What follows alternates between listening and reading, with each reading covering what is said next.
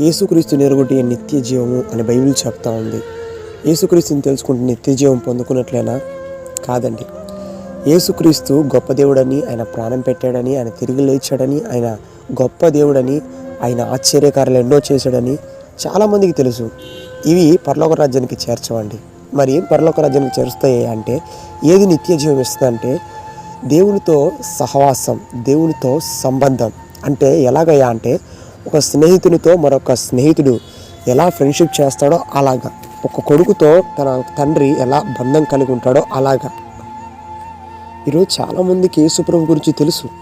క్రైస్తవులకి తెలుసు, ఇతర మతాల వారికి తెలుసు, కులాల వారికి తెలుసు, సమస్త ప్రజలకు తెలుసు. కానీ యేసుక్రీస్తుతో సహవాసం, సంబంధం, ఆయన హృదయంలో కలిగి ఉండటం, ఇది నిత్య జీవానికి చేర్చే మార్గం అండి. యేసుక్రీస్తును తెలుసుకుంటే సరిపోదు, ఆయన హృదయంలోకి ఆహ్వానించాలి. వాక్యంలో దేవుడు రాయించాడు, ఇదిగో ద్వారం, హృదయం అనే ద్వారం మీద ఆయన నిలబడి తట్టుచూ ఉన్నాడంట. ఎవరైతే ఆయన స్వరం విని ఆయన అంగీకరిస్తారో, ఆయన హృదయంలోకి రమని పిలుస్తారో వారికి నిత్య జీవాన్ని ఇస్తానని బైబిల్లో దేవుడు రాయించాడు.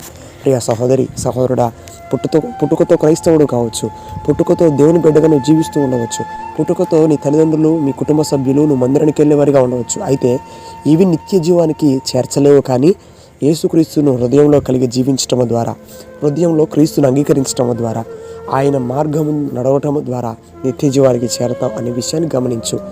ఈరోజు ఎన్నో పనులు చేసి ఉండొచ్చు, అవేవి కూడా నీ నిత్య జీవానికి చేర్చలేవు. ఆయన గురించి తెలుసుకున్నా కూడా నిత్య జీవానికి పాత్రుడవు కావు.